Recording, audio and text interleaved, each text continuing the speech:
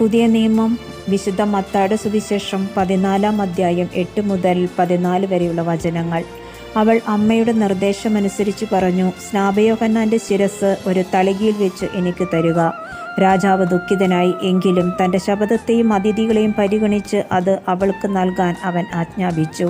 അവൻ കാരാഗൃഹത്തിൽ ആളെ അയച്ച് യോഹന്നാൻ്റെ തല വെട്ടിയെടുത്തു. അത് ഒരു തളികയിൽ വെച്ച് പെൺകുട്ടിക്ക് നൽകി. അവൾ അത് അമ്മയുടെ അടുത്തേക്ക് കൊണ്ടുപോയി. അവൻ്റെ ശിഷ്യർ ചെന്ന് മൃതശരീരമെടുത്ത് സംസ്കരിച്ചു. അനന്തരം അവർ യേശുവിനെ വിവരമറിയിച്ചു. യേശു ഇത് കേട്ട് അവിടെ നിന്ന് പിൻവാങ്ങി വഞ്ചിയിൽ കയറി തനിച്ച് ഒരു വിജന സ്ഥലത്തേക്ക് പോയി. ഇതറിഞ്ഞ ജനക്കൂട്ടം പട്ടണങ്ങളിൽ നിന്ന് കാൽനടയായി അവനെ പിന്തുടർന്നു. അവൻ കരയ്ക്കിറങ്ങിയപ്പോൾ വലിയ ഒരു ജനക്കൂട്ടത്തെ കണ്ടു. അവരുടെ മേൽ അവന് അനുകമ്പ തോന്നി. അവരുടെ ഇടയിലെ രോഗികളെ അവൻ സുഖപ്പെടുത്തി. നമ്മുടെ കർത്താവായ മിശിഹായ്ക്ക് സ്തുതി.